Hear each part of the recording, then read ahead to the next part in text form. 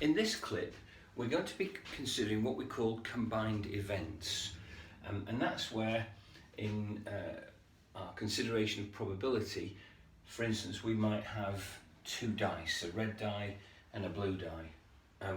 And all that this diagram is going to show us is what the possible outcomes are. It's actually got a name. Sometimes it's called a probability space diagram or a sample space diagram.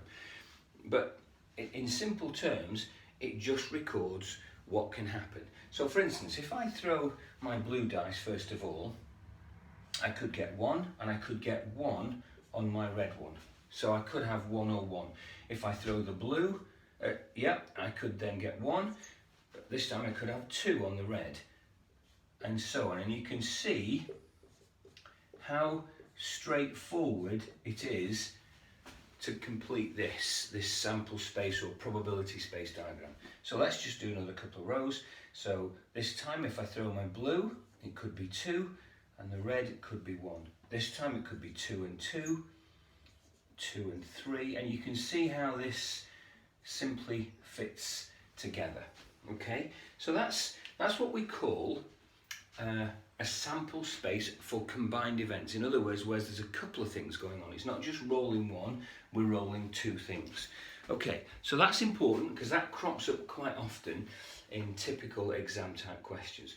But there's a bit of a twist to it, because what you then find is they'll say, the question might say, well, okay, so we'll just do a little sort of miniature version of it here.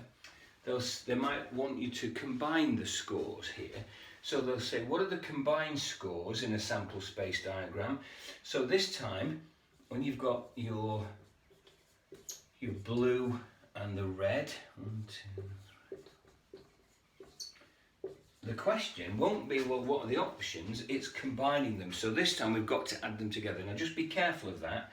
So we might have the 1 and 1 will be 2, added together makes 3, added together makes 4, and 5 and 6. Can you see? You can see how 6, and then the one at the top is obviously 7.